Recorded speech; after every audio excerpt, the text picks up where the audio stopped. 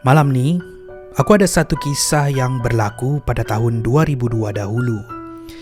Bukan aku seorang je yang melalui pengalaman ni, tapi ada 5 orang rakan aku, termasuklah Rahlan, Amit, Lee dan Acik. Tapi untuk aku pula, aku tak pernah buka mulut pasal ni dan malam ini, kali pertama aku akan ceritakan kepada sesiapa pun. Nama aku Johan. Dulu sekitar tahun 2001, selepas tamat SPM, biasalah budak-budak kampung macam kami ni, kami cuba cari peluang untuk keluar dari kampung. Yalah, nak tukar persekitaran katanya. Biasalah budak-budak kan nak try benda baru. Untuk aku dan kawan-kawan, keputusan kami biasa-biasa aja. Orang kata ada yang cukup makan. Jadi untuk menyambung pelajaran ke universiti memang agak sukar sedikit. Lagipun kami memang tak minat nak belajar. Masing-masing pun dah bersedia nak kerja terus. Jadi kami memutuskan untuk mencari kerja. Kesana sinilah kami memohon. Akhirnya aku pula diterima bekerja di sebuah kilang kasut. Sementara Rahlan jadi promoter, Lee pula bekerja di 7-Eleven, Amit kerja jadi mekanik, sementara Acik pula masa tu menganggur tak kerja lagi. Kami semua ni tak kisah kerja apa, yang penting halal. Itulah yang ibu bapa kami ingatkan sebelum kami melangkah keluar daripada kampung tu. Dipendekkan cerita, setelah berbincang, kami memutuskan untuk mencari rumah sewa. Rumah sewa yang ada di bandar tu mahal sangat, tak mampu untuk kami tanggung. Yalah, kerja pun belum mula, bayar duit sewa nak pakai apa? Nak minta tolong keluarga pun kami semua tak mahu menyusahkan. Padahal keluarga kami pun cukup-cukup makan je. Walaupun kami semua sudah mendapat kerja, tapi menjadi fikiran kami di mana mahu tinggal di bandar tu. Ada satu hari tu, seminggu sebelum kami pergi ke bandar, aku duduk di depan rumah memikirkan nasib kami yang belum ada rumah. Duduk termenung aku memandang jauh ke ladang sawit. Tiba-tiba entah dari mana, aku didatangi oleh seorang lelaki. Aku tak kenal lelaki ni, bukan orang kampung di sini. Dia bagi salam, "Assalamualaikum. Ini Johan kan?" Aku jawab, "Waalaikumsalam." "Ya, sayalah, kenapa tu?" Lelaki tu perkenalkan diri dia sebagai Kushairi. Dia jelaskan niat dia ke situ. Dia dengar dari orang kampung yang kami tengah mencari rumah sewa di bandar. Dia kata dia kenal seorang pemilik rumah ni. Rumah dia ni memang dah tak lama orang duduk. Aku pun tanya harga, berapa harga sewa sebulan? Kushairi cakap, ini yang istimewa. Kalau korang tahan duduk di sini sebulan, tuan rumah bagi percuma sewa setahun. Korang bayar bil air dan bil elektrik sahaja. Aku pun hairan, kenapa tiba-tiba datang nak offer pula rumah percuma? Aku cakap, biar betul Kushairi. Katanya tak apa, ini memang perlawaan tuan rumah. Tanpa berfikir panjang, aku iakan sahaja. Kushairi kemudian memberikan aku sekeping kertas dan sepasang kunci. Katanya, nah, kunci rumah dan alamat. Ingat tahu, kena tinggal sebulan. Sebelum aku ambil kertas dan kunci itu, aku tanya, kalau kami tak tinggal sebulan, apa yang jadi? Kushairi jawab, tak apa, kalau tak sampai sebulan, tinggalkan je kunci itu dalam rumah dan korang keluarlah, tak ada masalah. Aku ambil kertas dan kunci tadi. Masa aku tunduk ke bawah belek-belek kertas tu, aku angkat kepala tengok, Kushairi dah hilang. Masa tu aku rasa keliru. Banyak yang bermain di fikiran aku, tertanya-tanya, siapa Kushairi ni? Dari mana dia datang? Betulkah rumah ni wujud? Ataupun ada orang yang mahu mempermainkan aku? Tapi entah macam mana, ini bagaikan orang mengantuk disorongkan bantal. Kalau betul rumah ni wujud, kami dah ada rumah di bandar. Mungkin inilah peluang yang kami perlukan untuk memulakan kehidupan di bandar dan keluar dari kampung untuk mencari nafkah. Seminggu berlalu. Kami pun keluar daripada kampung dan pergi ke alamat yang diberikan oleh Kushairi minggu lalu. Bukan sahaja rumah ni memang betul wujud, tapi ini bukan kawasan apartmen yang biasa. Ini adalah kawasan apartmen yang orang kata have ataupun orang-orang kaya. Dengan kami yang berpakaian tak tentu hala, memang kalau sekali pandang tak sesuai nak tinggal di sini. Kami pun naik ke tingkat 12. Kami tengok sekeliling, Rumah yang lain ni macam tak ada orang tinggal. Koridor pula hanya diterangi cahaya matahari dan nampak suram. Disebabkan lokasi blok ni di belakang, jadi keadaan sekeliling agak sunyi di mana ia dikelilingi oleh kawasan hutan. Aku yakin pertama kali kami semua sampai ke sini, bulu roma kami berdiri. Semua rasa seram. Tapi alang-alang menyeluk bekasam, kami jinjing beg yang kami bawa, melangkahlah kami mendekati pintu rumah. Selangkah demi selangkah, kami mendekati rumah yang tertulis di dalam alamat yang diberikan Kushairi. Kesemua kami rasa berdebar sementara kunci berada di tangan aku. Bila kami sampai ke depan rumah, aku tercegat untuk beberapa saat. Sebelum Rahlan membuka mulut, Johan, sampai bila nak tercegat di depan pintu ni? Bukalah pintu tu. Terketar-ketar tangan aku membuka pintu rumah. Dah macam kena Parkinson. Tapi aku paksakan juga tangan aku memasukkan kunci dan memulas tombol.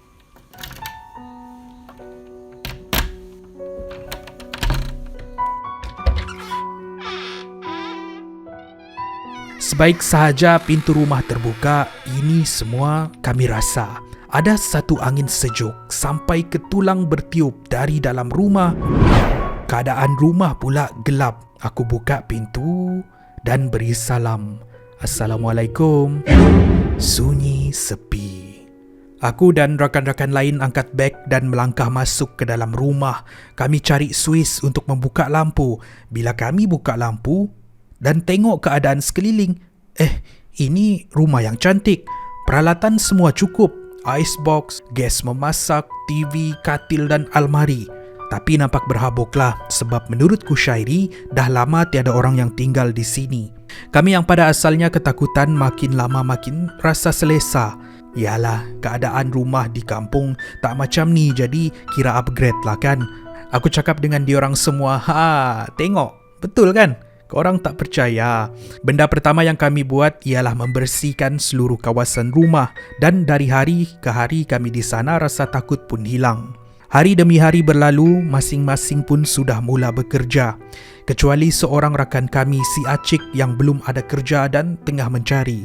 Dengan itu, setiap masa dia akan berada di rumah berseorangan. Minggu pertama dia di situ tak ada apa yang jadi. Tidak sehingga minggu kedua, kami semua sibuk dengan kerja masing-masing. Di sinilah keadaan berubah.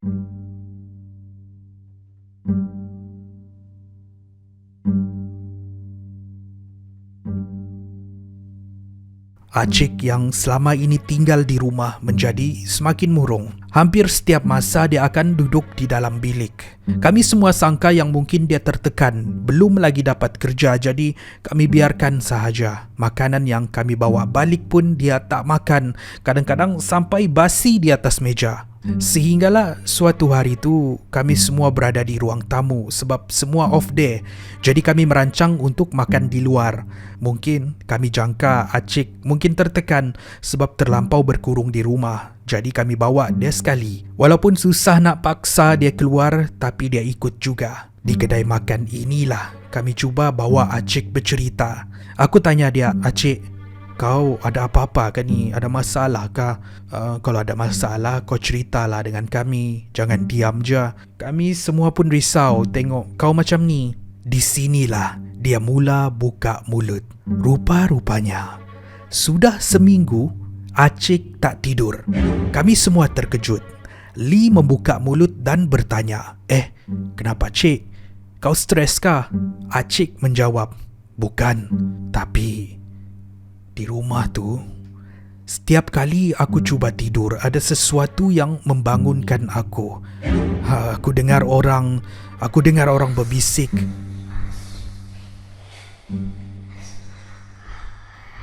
Aku dengar orang minta tolong. Dan aku dengar orang tu cakap diorang terperangkap di dalam rumah tu, tapi kita semua tak nampak. Yang paling menyeramkan lagi, bila aku sendirian di rumah, selepas semua orang pergi kerja, aku akan dengar ketukan pintu.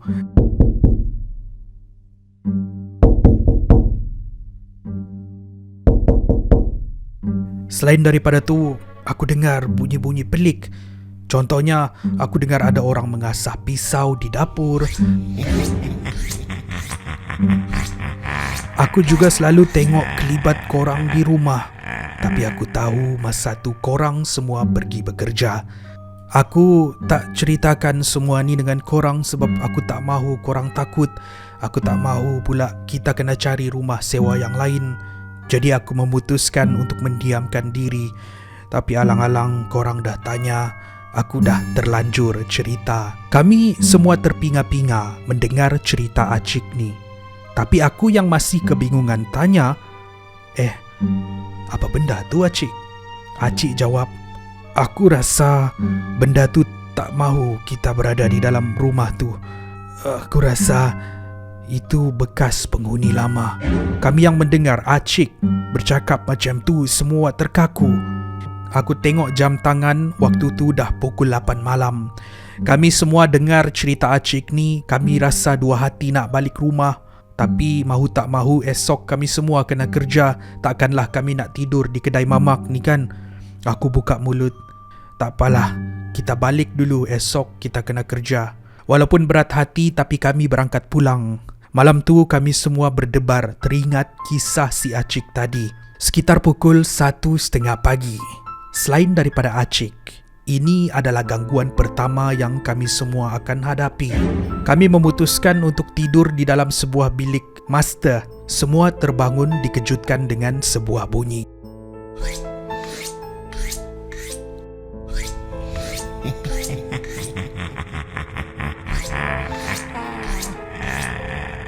Bunyi mengasah pisau dari dapur diikuti dengan gelak tawa kecil. Antara kami semua ni, Amitlah yang paling berani. Dia bangun dan cuba mengintai siapa di dapur. Setibanya dia di sana, alangkah terkejutnya Amit bila dia melihat Acik tengah mengasah pisau sambil mulut dia tersengih dengan gelak tawa yang menyeramkan sambil dia berkumat kamit berkata, aku dah cakap kan, jangan cerita. Yang kau cerita kenapa? Punyalah terkejut Amit masa tu, membuatkan dia kembali ke bilik, mengejutkan kami satu persatu dan bagi tahu apa yang dia nampak. Lepas tu kami dengar bunyi tapak kaki Acik keluar dari dapur menuju ke bilik tempat kami berada. Aku cakap dengan diorang, cepat semua balik ke katil dan pura-pura tidur. Kelang kabutlah kami kembali ke katil, tarik selimut dan tutup mata. Di dalam ketakutan, kami terdengar pintu bilik dibuka.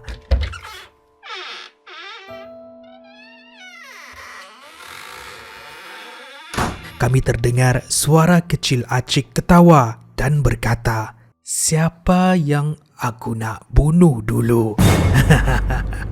Alangkah terkejutnya kami semua bila kami dengar Acik cakap macam tu. Tapi kami pasrah sahaja, tutup mata dan pura-pura tidur.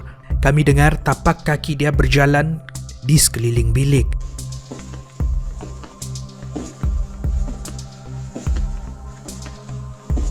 Dia mendekati katil aku, lepas tu dia pergi ke katil Amit, lepas tu dia pergi ke katil Lee dan katil Rahlan. Tidak beberapa lama selepas tu, dia keluar dari bilik kembali ke dapur sebelum kami mendengar semula bunyi asahan pisau tadi.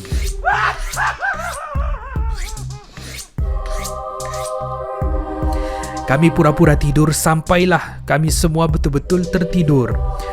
Keesokan paginya, bila kami terbangun, kami nampak Acik di atas katil sedang tidur. Kami berpandangan sesama sendiri dan bersiap untuk kerja. Benda ni terjadi untuk 2 malam seterusnya, membuatkan Lee takut untuk balik ke rumah. Tapi apa yang terjadi seterusnya ni lagi menyeramkan. Ada satu ketika aku kerja setengah hari, jadi aku pulang ke rumah awal sedikit daripada biasa. Selalunya aku ada duit lebih bawa makanan untuk si Acik. Macam biasa, aku akan masuk ke dalam rumah dan memanggil dia, memberitahu dia aku ada bawakan makanan. Tapi pelik, bila sahutan aku tidak dijawab. Acik tiada di dalam rumah. Kata aku dalam hati, mungkin Acik keluar tenangkan fikiran, jadi aku pun tidur. Aku terbangun sekitar pukul 7 petang. Itu pun sebab rakan-rakan aku yang lain pulang. Aku tanya diorang,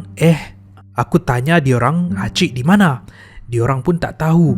Masa ni kami semua mula risau, kemana pula rakan kami si Acik ni. Keesokan harinya, Acik masih lagi belum balik. Semua kami mula risau. Nak tanya jiran pun mana ada jiran kami.